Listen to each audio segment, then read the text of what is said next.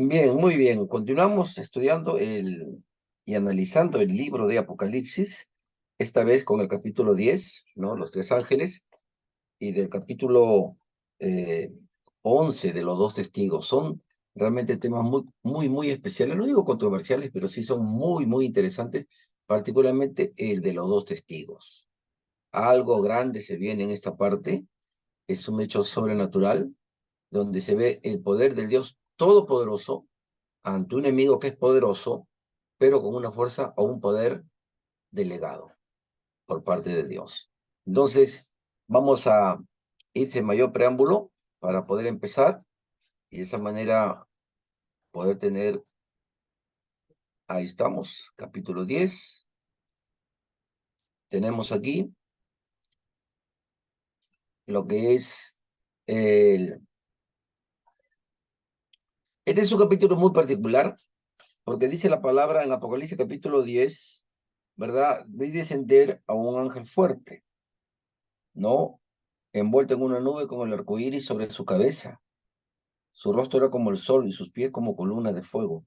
Obviamente que aquí hay una simbología, es una prosopografía, es una descripción física externa, en este caso de un ángel que es muy fuerte, dice muy fuerte. En realidad todos los ángeles son fuertes, pero particularmente algunos tienen alguna característica muy especial, muy particular. Hablamos, por ejemplo, concretamente del arcángel Miguel y del ángel Gabriel, ¿no? Entonces, por naturaleza todos los ángeles, pues, son guerreros, pero algunos de ellos sobresalen por algunas cualidades propias, como ya lo mencioné, estos dos últimos. Entonces, aquí la Biblia nos habla un escenario muy especial, donde dice que ruge como un león, ¿sí? Y también nos habla de los 7 truenos que emitieron sus voces. 7 es el número de Dios. Entonces, por allí también vemos algo importante al respecto. Y también, por otro lado, perdón, vemos que eh, dice que se hubieran emitido sus voces que iba a escribir. Salmo nos habla de que Dios cuando habla son como, bueno, su voz, ¿no? Es una voz muy especial y algo que vemos en esta porción de los 4 primeros versículos es que él recibe la orden Juan que la interpretación de esos truenos o de la voz o del mensaje verbal que expresa, no se le da la autorización a que lo revele. Por eso dice, sella las cosas. Es decir, no comentes, no escribas la interpretación que se te ha revelado o que Juan había entendido. Sella las cosas de los 7 truenos, o sea, cada trueno tiene que ser un mensaje. Recordemos que los mensajes, hermano, capítulo 6, 7, 8, particularmente, hermano, 7, 8, 9, perdón, particularmente es el juicio de Dios que se viene sobre el mundo pecador. Lamentablemente, los pecadores, es decir, los incrédulos, no se arrepienten.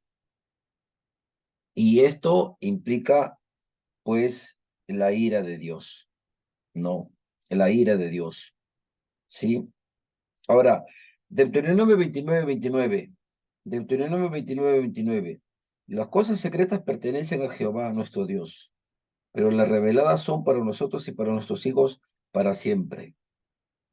¿Sí? Es decir, las cosas secretas pertenecen a Jehová, nuestro Dios, pero las reveladas, ¿para quién es?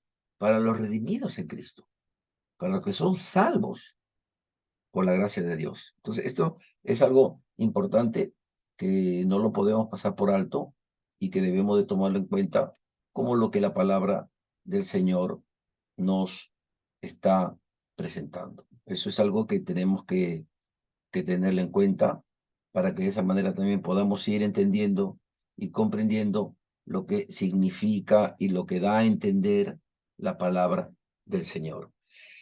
Eh, Bien, continuamos entonces. Eh, de Apocalipsis 10, 5 al 7, dice, el ángel que vi de pie sobre el mar y sobre la tierra levantó su mano hacia el cielo. No. Entonces, acá vemos, que dice que él, dice, por todo lo que se presenta ahí. Obviamente no es un juramento, sino que es una declaración, es una afirmación de que Dios es el creador del cielo y de la tierra. Dios es el Señor de todo el universo, del cielo y de la tierra. Ahora, ¿qué dice la Biblia? ¿Qué dice la palabra de Dios? De que Él, dice, levantó sus manos al cielo, juró por el que vive por los siglos de los siglos, que creó el cielo y las cosas que están en él, y la tierra y las cosas que están en ella, y el mar y las cosas que están en él, que el tiempo no sería más, sino que en los días de la voz del séptimo ángel, cuando comienza a tocar la trompeta, el misterio de Dios se consumará, como él lo anunció a sus siervos, los profetas. Apocalipsis 8:2 al 5 dice, luego vi los 7 ángeles que estaban de pie ante Dios y se le dieron 7 trompetas. O sea, acá nos da a entender algo importante. Busquen en su Biblia, por favor, en su Biblia, busquen Daniel 12:6-7. Daniel 12:6-7. ¿Sí? Daniel 12:6-7. Por favor, lo leen. Daniel 12, versículo 6 y versículo 7. ¿Sí?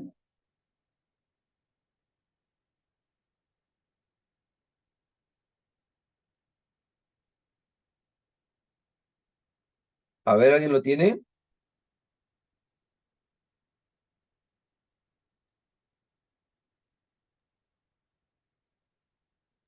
Sí, pastor, buenas noches. Daniel 12, versículos 6 y 7. Sí, por favor. Dice, y dijo uno, perdón, y dijo uno al varón vestido de lino que estaba sobre las aguas del río, ¿cuándo será el fin de estas maravillas? Y oí al varón vestido de lino que estaba sobre las aguas del río, el cual alzó su diestra y su siniestra al cielo, y juró por el que vive por los siglos, que será por tiempo, tiempos y la mitad de un tiempo. Y cuando se acabe la dispersión del poder del pueblo santo, todas estas cosas serán cumplidas. Gracias. Aquí se está refiriendo, recuerdan ustedes, cuando estuvimos viendo, de los 3 años y medio, ¿no? Porque todo el periodo, todas las semanas son 7 años, la mitad. Acá es justamente en la gran tribulación, 3 años y medio. En este momento, pues vamos a ver que ya llega el tiempo final, y lo cual es un momento en el cual eh, va a aparecer con lo que es la tierra de Israel. Apocalipsis 10:8 al 11 vuelve a tomar lo mismo. Dice, y habló otra vez conmigo y dijo, ve y toma el librito que está abierto en la mano del ángel. ¿Recuerdan ustedes que anteriormente en los capítulos de Apocalipsis se hace mención de un libro? Pero esta vez es un librito, es decir, de algo pequeño, ¿no? Algo pequeño. Y dice que está sobre el mar y sobre la tierra. Fui donde el ángel diciéndole que me diera el librito. Toma y cómelo. ¿Quién pasa? ¿Qué escena es la que se repite justo con estas mismas características? ¿En qué libro? Dice, come la palabra, ¿no? Es Jeremías, ¿sí o no? ¿Recuerdan? Entonces, acá dice, toma y cómelo, te amargará el vientre, pero en tu boca será dulce como la miel. Entonces tomé el librito de la mano del ángel y lo comí. Él me dijo, es necesario que profetices otra vez sobre pueblos, naciones, lenguas y reyes. No. Esto nos da a entender, algunos teólogos, hay varias posiciones sobre lo que implica este librito, pero este librito lo que expresa o lo que da a entender son los juicios de Dios. Es decir, que el pecado, Satanás o el hombre inconverso, incrédulo, no puede desconocer que hay juicios sobre sí, juicios sobre su cabeza, juicio sobre sus tierras, juicio sobre su linaje, de todo ser pecador que no se haya arrepentido y haya recibido a Cristo. Y Dios lo declara, estos juicios los advierte. Cuando aparecía la corte real, cuando aparecía un rey y su séquito, era una cuestión protocolar hasta el día de hoy que en este caso, el reinado en el cual llegaba alguien, pues hacía que los músicos dieran, ¿no?, la cuestión protocolar de la música y que dieran el saludo correspondiente, el sonido de las trompetas. Ese sonido que representaba la bienvenida al rey, la recepción al rey. Y todo, la presentación, los saludos, los militares uniformados, con vestimenta protocolar, de lujo, de presentación, porque quien viene realmente es de la realeza. Entonces, acá se advierte también en estos juicios que hay, por encima de todo juicio, hay alguien que viene. Y es lo que va a presentarse más adelante. Fiel y verdadero, dice su nombre, ¿no? El Rey de Reyes y Señor de Señores. Entonces, eso es una explicación que se nos van a dar acá en estas presentaciones, en estas declaraciones que vemos en particularmente en este capítulo, que no es sino una ratificación de lo que Dios manifiesta sobre el hombre pecador, el hombre, el incrédulo no arrepentido, aquel que rechaza la gracia de Dios. Y una vez más ratifica Dios esos juicios, las trompetas, las copas, los sellos, juicio, juicio y juicio. Y la advertencia del pecador. Lamentablemente, vemos capítulos anteriores que el hombre no se quiso arrepentir. Quiso suicidarse, quitarse la vida y dice que la muerte se fue de vacaciones. Porque ese es el juicio de Dios, tormento y dolor, ¿verdad? Entonces, ahora vamos y ahí vemos, pues justamente, ¿no? Que están estos seres eh, angelicales en esta declaración de lo que Dios manifiesta su juicio. Vamos a este capítulo 11, hermanos. Vamos al capítulo 11, los dos testigos. Quiero escucharlo a ustedes. Creo que no han ingresado muchos porque pensaban que hoy día iba a tomar el examen, el parcial, creo que me parece, ¿verdad? ¿Fue así o no fue así, señorita delegada?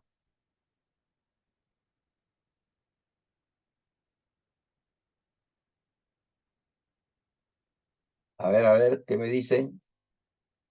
Camila, Camila creo que está en el camino, no puede usar su celular. Vamos a preguntar al hermano Bruno, al hermano Helio. Creo que por hoy día se quedó para una evaluación, me parece, ¿no? Lo que dice el hermano José Alberto, de ingeniería. Nadie. No quiere decir nada. El patrón está haciendo rápido para tomarse una evaluación. Y creo que por eso no están los demás. No hay comentario. ¿Me están escuchando o no? Creo que es por la señal. ¿Me están oyendo? Sí se le escucha, pastor. No Ahí recuerdo. sí. No recuerdo. Ok, bueno, vamos a continuar. Vamos a continuar. ¿Ya? Eh, vamos a compartir esto. Para esto voy a solamente quedar con la pantalla.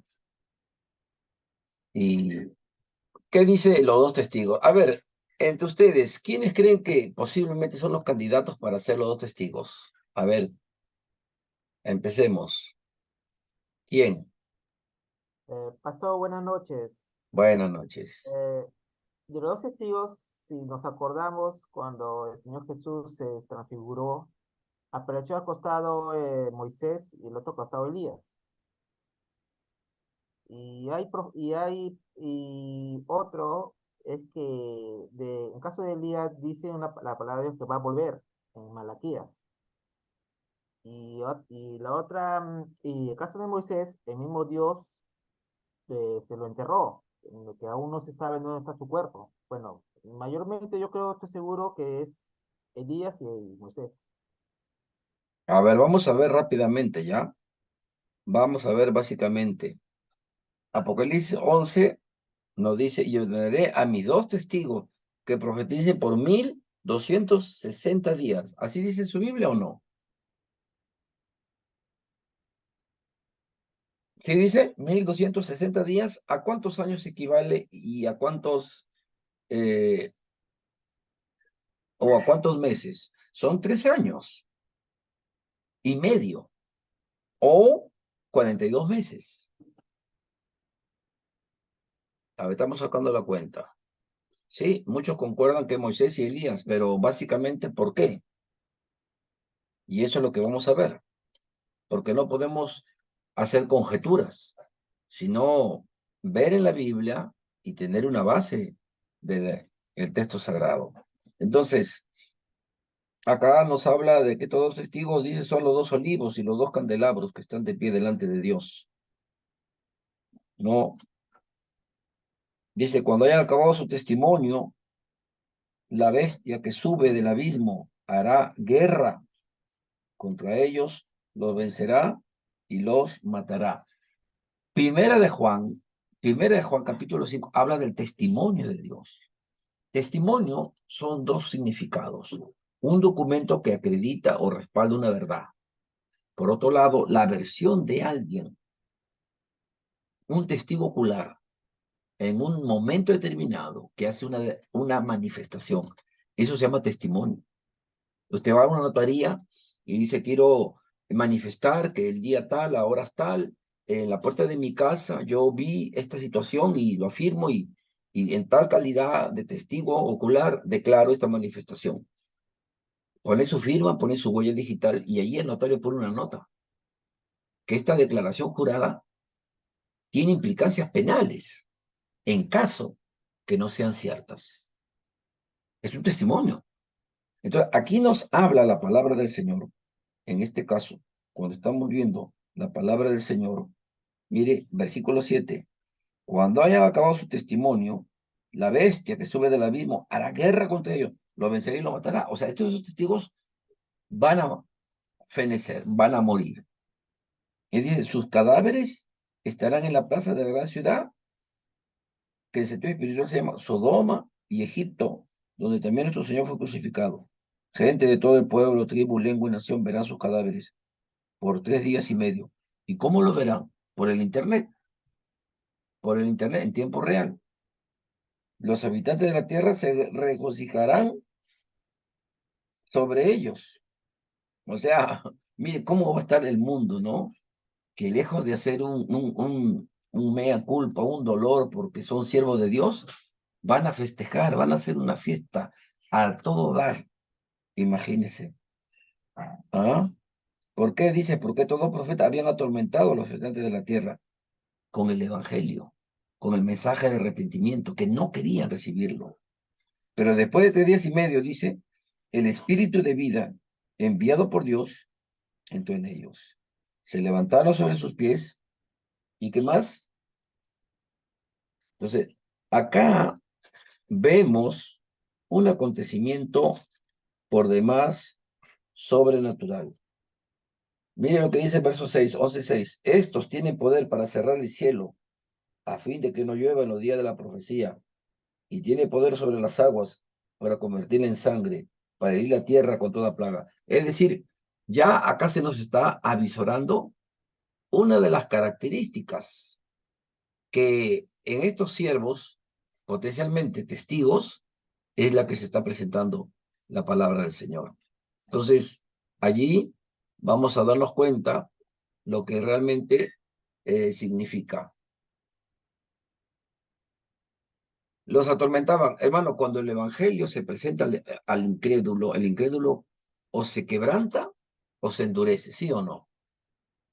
La palabra de Dios dice que es espada de dos filos. Hebreo lo dice así.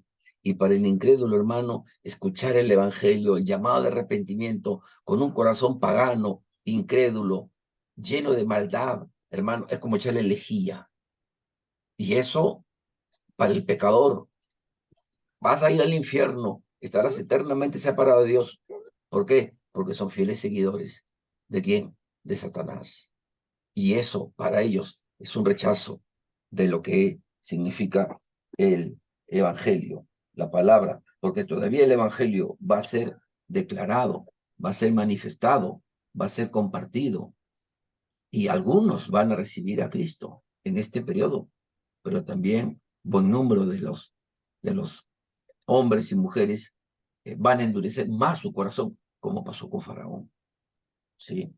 Y Luego dice la palabra de Dios, cuando sus cadáveres, y dice que todos los van a ver, y versículo 12 dice, y oyeron una gran voz del cielo que le decía, subid acá, y subieron al cielo en una nube, y sus enemigos los vieron. En aquella hora hubo un gran terremoto, y la décima parte de la ciudad se derrumbó, y por el terremoto murieron en número de 7,000 hombres, y los demás se aterrorizaron y dieron gloria al Dios del cielo. El segundo ay pasó, y aquí el tercer ay viene pronto. O sea, el lamento y el dolor. Vamos a ver ahora en detalle lo que habla la palabra del Señor. Dos siervos judíos llevan la palabra acompañado de señales poderosas, ¿verdad? Y 3 días de ser asesinado por órdenes del anticristo. Estos dos enviados dan fe de la verdad. Mateo 18, si nos ayudan, por favor, apagando los micrófonos, gracias. Verifiquen, por favor, que siempre sus micrófonos estén desactivados. Mateo 18:16 dice, mas si no te oyere, toma aún contigo uno o dos, para que en boca de 2 o 3 testigos conste toda palabra. Marcos 6:7, después llamó a los 12 y comenzó a enviarlos de 2 en 2, y le dio autoridad sobre espíritus inmundos. No se tiene una certeza plena, literal o textualmente de quién es con nombre y apellido, pero por las características o los datos bíblicos podemos elaborar, bosquejar posibles candidatos de fuerza, de quiénes van a ser con nombre y apellido estos dos varones, estos dos siervos de Dios, estos dos testigos. Uno de ellos es Enoc, ¿no? Enoc, porque él no experimentó la muerte. Esto, hace miles de años él fue arrebatado, pero nunca murió. Entonces, hay una corriente, una teoría que dice que posiblemente haya sido Enoc. Génesis 5:21. Caminó Enoc, pues, con Dios y desapareció, porque Dios se lo llevó. ¿Sí? Pero debemos destacar que el Señor mismo prometió a Enoc que nunca moriría. Sin embargo, los dos testigos necesariamente deben morir. ¿Estamos o no? Porque así lo dice la Biblia. Así lo dice la Biblia. Hebreos 11:5 dice, por la fe no fue traspasado, ¿para qué? Para no ver muerte, y no fue hallado.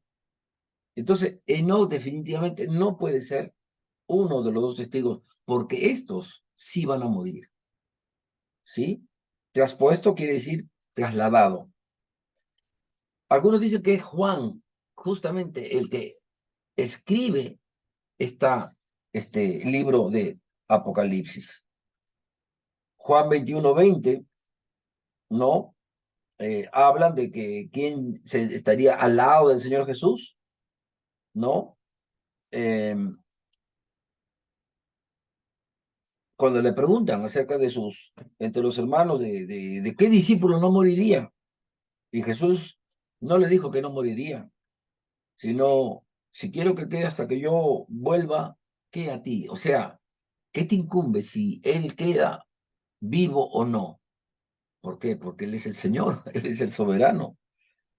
Jesús no dijo que Juan no moriría, sino que el Señor Jesús deseaba dejarlo vivo hasta su retorno, que no habría ningún inconveniente. Esto, la escritura no registra literalmente la muerte del apóstol Juan, pero por la historia sabemos que Juan murió muy anciano. Él no murió en Patmos, por si acaso. ¿Sí? Sí, exactamente. Hebreos 11 lo dice, pues que la promesa de Dios fue que él no experimentaría la muerte. Pero aquí la Biblia dice que sí, ambos van a morir. Entonces, ahí pierde peso esa teoría de que no podría ser uno de estos dos candidatos.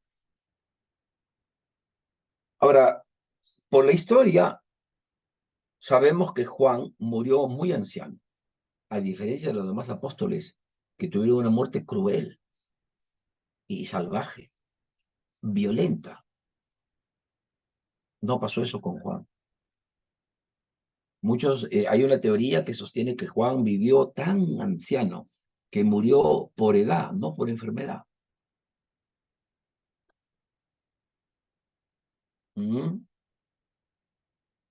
Obviamente que la teoría indica también que murió muy anciano, y muy anciano que es muerto por su fe en Cristo. Juan en Apocalipsis recibe justamente este legado, esta visión, pero también su llamado a qué, a seguir evangelizando, a seguir predicando. Cuando regresa de Patmos, a un anciano, él sigue predicando hasta el día que él parte a la gloria celestial, dando testimonio de su fe en Cristo. O sea, da a entender que también él murió por testimonio de Cristo, pero ya muy, pero muy anciano.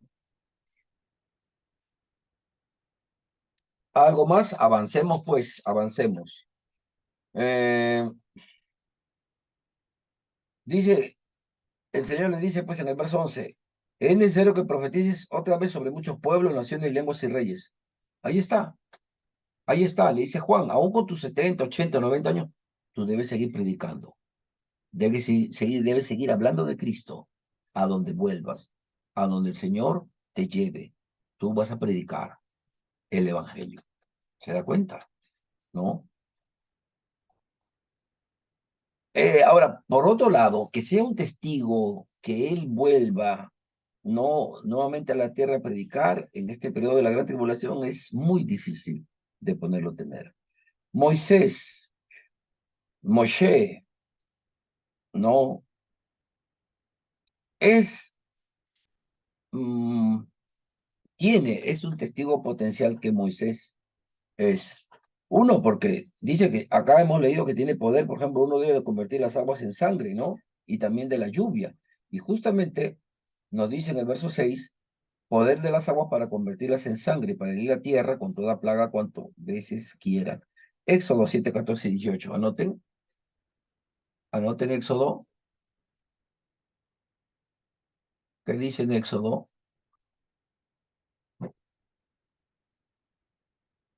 Éxodo, 7, 14 al 18. ¿Qué dice? Entonces Jehová dijo a Moisés el corazón de Faraón.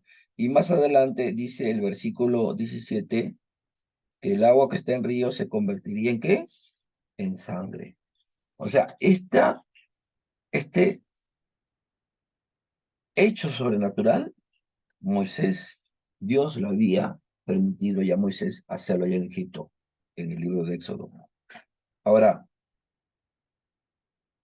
Moisés murió, fue enterrado por el Señor en un lugar desconocido. Y es interesante que, ¿qué tiene de particular el cadáver, los restos humanos de Moisés que quedan en tierra? Porque Judas nos dice que Satanás quiso tomar el cuerpo de Moisés. Pero dice la Biblia que tuvo allí una lucha, ¿no? Y que solamente le dijeron, ¿qué cosa le dijo este ser angelical? El Señor te reprenda, nada más. ¿Por qué razón? Pensemos un momento. ¿Mm? Deuteronomio 34, 5 y 7 dice, y lo enterró en el valle, en la tierra de Moab, enfrente de Bet Beor, y ninguno conoce el lugar de su sepultura hasta hoy. Tenía Moisés 120 años de edad cuando murió. Sus ojos nunca se oscurecieron ni perdió su vigor. Moisés partió de este mundo terrenal sin enfermedad y sin dolor. Fue la voluntad de Dios llevárselo. No puso un pie en la tierra prometida, pero sí la vio. Dios le permitió ver la tierra prometida. ¿Sí? Ahora, eh,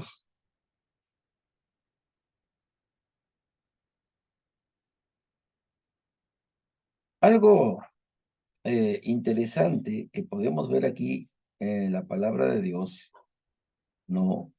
Es que Satanás sabía dónde estaba enterrado el cuerpo de Moisés, porque hemos leído el texto anterior, el de Deuteronomio 34, versos 5 al 7, prácticamente el versículo 6, ninguno conoce el lugar de su sepultura hasta hoy, pero el diablo sí la sabía. Entonces, él intentó robarlo. No sería porque es uno de los dos testigos que van a aparecer en el Apocalipsis. Y al querer robarlo y apropiarse de su cuerpo, entonces esto alteraría el plan soberano y perfecto de Dios. Y siempre es lo que ha hecho Satanás. Judas 9 dice, pero cuando el arcángel Miguel luchaba con el diablo disputando el cuerpo de Moisés, no se atrevió a proferir juicio de maldición contra él, sino que dijo, el Señor te reprenda. El diablo tenía un especial interés en su cadáver, intentó robarlo, ¿para qué? Para evitar que Moisés retorne justamente en este periodo de la tribulación.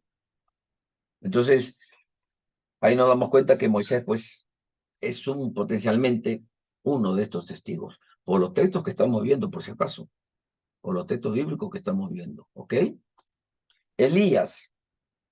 Elías tampoco murió. El profeta Elías fue llevado vivo al cielo. Un carro celestial lo recogió para llevarlo ante la presencia de Dios. Segunda de Reyes 2, 10, 11.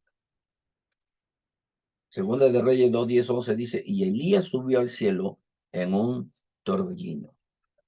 Y no experimentó la muerte terrenal. El Antiguo Testamento nos anticipa en Malaquías, lo que decía nuestro hermano Alexander, ¿verdad? Que Elías vendría la segunda venida de Cristo. Malaquías, cuarto capítulo, versículos 5, 6. Dice, yo os envío al profeta Elías antes que venga el día de Jehová, grande y terrible. Él hará volver el corazón de los padres a los hijos y el corazón de los hijos hacia los padres, no sea que yo venga y castigue la tierra con maldición. Pero dice, yo les envío al profeta Elías antes que venga el día de Jehová. ¿Quién envía? Dios mismo. Dios mismo dice, yo envío a mi siervo Elías. ¿Cuándo? En el día de Dios, el día de Jehová, el día del Señor, grande y terrible. No es cualquier día, es este periodo de juicio divino sobre la tierra y sobre el mundo pecador. Y los milagros que Elías haría en este periodo, pues ya los había hecho antes, ¿sí? Porque ahí dice versos 5 y 6 de Apocalipsis 11, dice, de su boca que quiere dañarlos, sale fuego de boca de ellos y devora a sus enemigos. Esos tienen poder para cerrar el cielo a fin de que no llueva en los días de su profecía. Y Elías no oró para que no hubiese lluvia, y luego oró por la lluvia tardía, ¿lo recuerdan ustedes? Primera de Reyes 17:1, anótenlo. Primera de Reyes 17:1, Santiago 5, 17 y 18. Repito, Primera de Reyes 17:1 y luego Santiago 5, 17 y 18. Ahí dice, Primera de Reyes 17:1, vive Jehová Dios de Israel, que no habrá lluvia ni rocío en estos años. ¿Ve? Y en Santiago dice, Elías era un hombre sujeto a pasiones semejantes a las nuestras, y oró fervientemente para que no lloviera, y no llovió sobre la tierra durante 3 años y 6 meses. Mira, qué interesante. Y otra vez oró, y el cielo dio lluvia, y la tierra produjo fruto. Una lluvia tardía. Y es lo que exactamente, así como las aguas se tiñen en sangre, el detener la lluvia o la lluvia tardía, ya estos milagros lo había hecho por la mano de Elías, como la de Moisés. Los judíos siempre han visto, lo ven a Elías como uno de los profetas de mayor resonancia en el mundo del judaísmo. ¿Mm?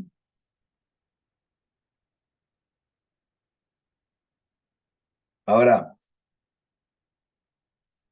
cada Pascua, cada Pesaj o Pascua, se sirve una copa especialmente para él, para Elías, para que llegue, la beba y anuncie la venida del Mesías. Eso es lo que tienen los judíos. Esperan que Elías va a ser el que va a anunciar que viene el Mesías. ¿Sí? Pero este falso profeta justamente va a engañar a los judíos, haciendo caer fuego del cielo delante del Cristo, imitando al verdadero profeta Elías, llevando a los judíos al engaño por la mentira. Mateo 17:10. Mateo 17:10 en adelante. Dice, entonces sus discípulos le preguntaron diciendo, ¿por qué? Pues dicen los escribas que es necesario que Elías venga primero. Respondió Jesús y le dijo, a la verdad, Elías viene primero y restaurará todas las cosas. Pero digo, Elías ya vino, no le conocieron, sino que hicieron con él todo lo que quisieron. Así también el Hijo del Hombre padecerá a manos de ellos. Entonces los discípulos comprendieron que les había hablado de Juan el Bautista. ¿Mm? Es interesante. Es interesante lo que aquí aparece en la palabra del Señor, ¿no? Entonces, refiriéndose a lo que dice la palabra del Señor. Eh, Juan, miren lo que dice Juan. Juan negó ser Elías. Juan 1, 19 al 21. A ver, miren en su Biblia. Juan 1, 19 al 21. Este es el testimonio de Juan. Cuando los judíos enviaron de Jerusalén sacerdotes y levitas a preguntarle, ¿quién eres tú? Él, es decir, Juan, confesó y no negó. Confesó, yo no soy el Cristo. ¿Sabe qué decía Cristo? Yo no soy el Mesías. Y le preguntaron, ¿qué pues? ¿Eres Elías? Dijo, no soy, no soy Elías. Porque algunos veían en Juan, el último profeta, Juan el Bautista, que él era Elías. Porque la escritura dice, ¿no? Que Elías vendría primero y ordenaría las cosas. Y le preguntan entonces, ¿tú eres Elías?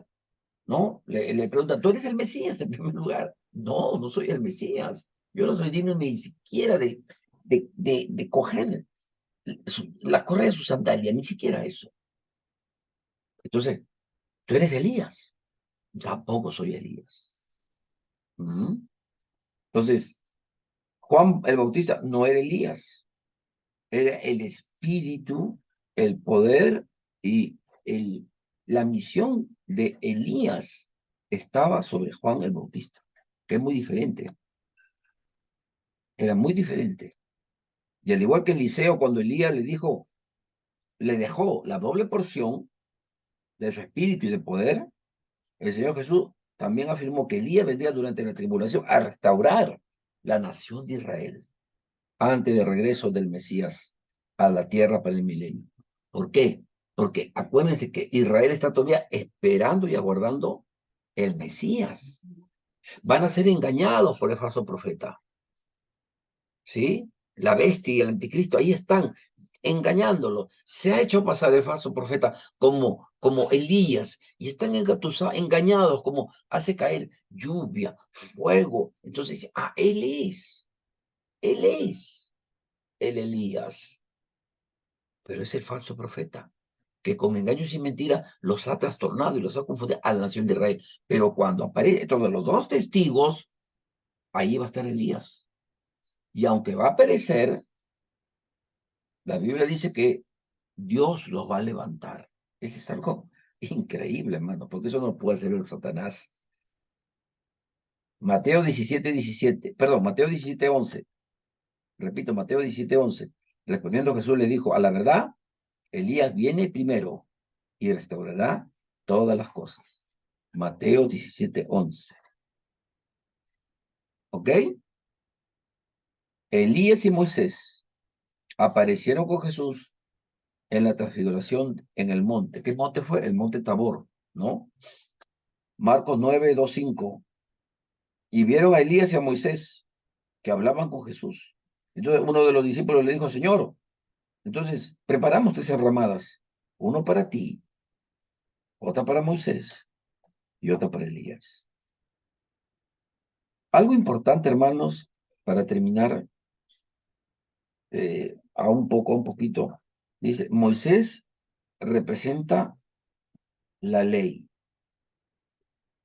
Moisés representa la ley. Elías a los profetas. Y Jesús, el Mesías, a la gracia divina. ¿Lo repito? Moisés representa la ley. Elías a los profetas, Jesús, el Mesías, a la gracia divina. Son tres pactos de Dios con Israel. No con los gentiles, sino los pactos que Dios hace directamente con Israel. La ley, los profetas y el Mesías. Y el Mesías, el Cordero de Dios, es la gracia redentora de Dios por medio de Cristo Jesús. Amén. Entonces, ya con elemento de juicio, podemos afirmar, ¿verdad?, que estos dos testigos serían, sin lugar a dudas, pues, Moisés, ¿como quién? Como Elías, porque ahora sí ya tenemos el texto bíblico, tenemos la referencia bíblica que nos indica por qué sí y por qué no, por qué tal el siervo de Dios y por qué tal siervo de Dios no serían estos dos testigos. No lo menciona literalmente la palabra de Dios, pero sí lo manifiesta en las características que nos muestra la palabra del Señor. ¿De acuerdo? Entonces, esto quiero concluir con una parte importantísima que le hemos dejado para el final. Acá está en Apocalipsis, ¿no? Donde dice, hermanos,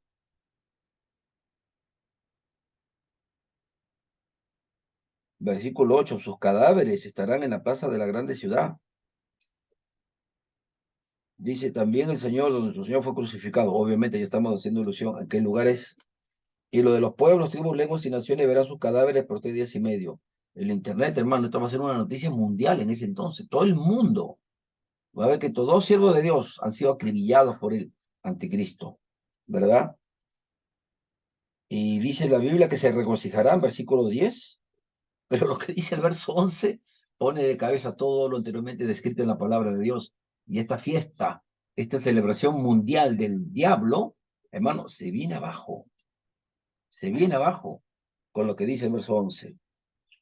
Pero después de 3 días y medio, entró en ellos el espíritu de vida enviado por Dios y se levantaron sobre sus pies. O sea, van a resucitar, van a levantarse, hermano. Mire, de lo que públicamente están exhibidos, asesinados, acribillados, de pronto se van a levantar. Y todo el mundo se va a tirar los cabellos diciendo, ¿quién es este? ¿Con qué poder se levanta? Alguien nos ha aclarado, imposible, porque todas las cámaras han estado día y noche, cada minuto, durante esos 3 días y medio, sobre ellos. Y de pronto van a ver cómo Dios los levanta una vez más.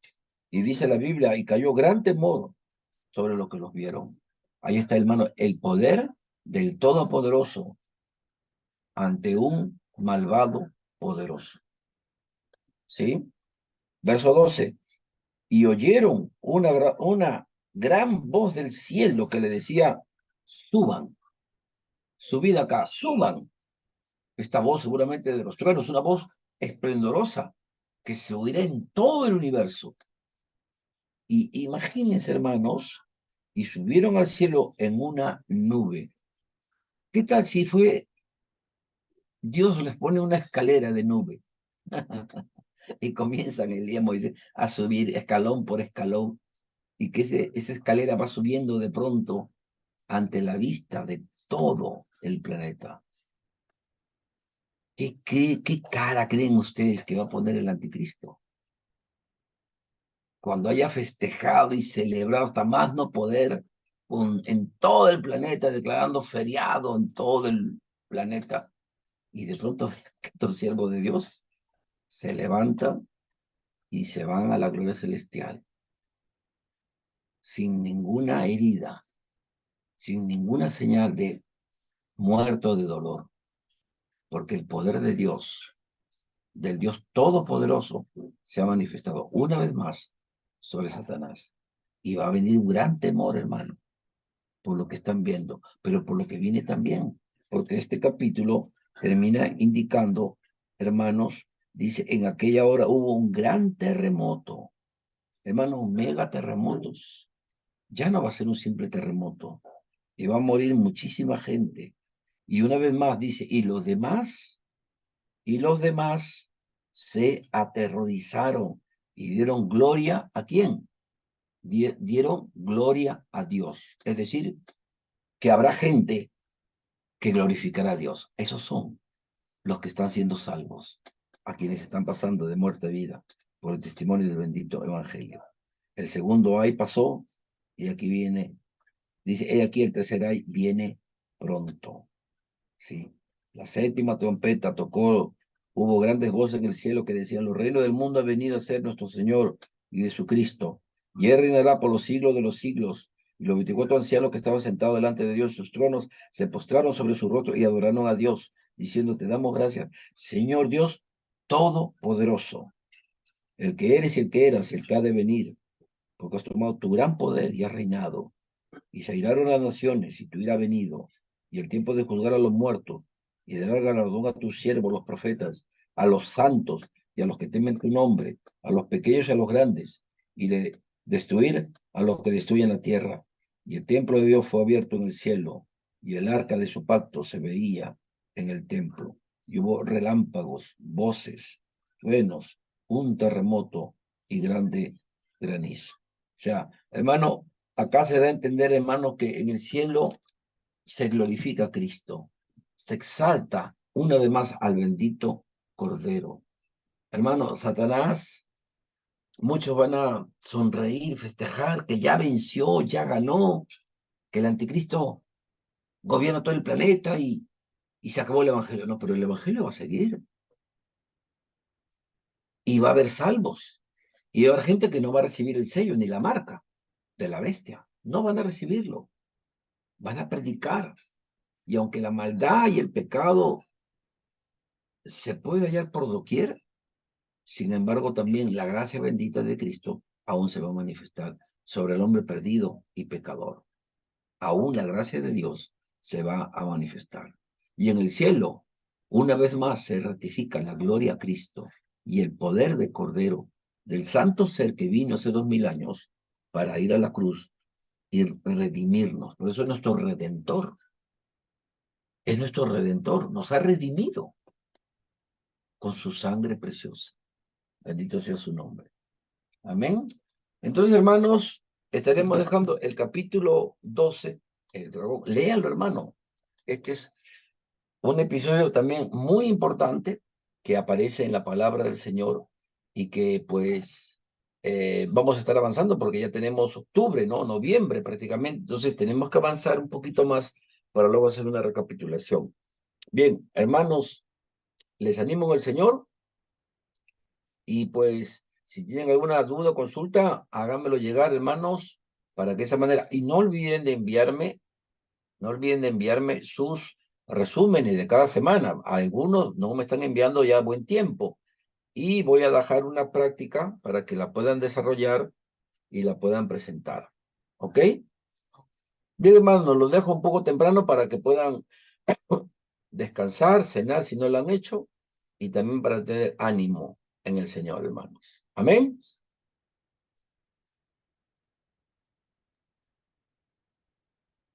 Silencio. Muy bien, muy bien. Bueno, alguien dijo de una señal de vida. Camila, muy bien. Bueno, hermanos, Dios los bendiga entonces. Buenas noches. Que Dios le bendiga, descanse. Pastor Que le Romero. vaya Gracias, bien. pastor. Dios le bendiga. Bendiciones. Bendiciones para todos.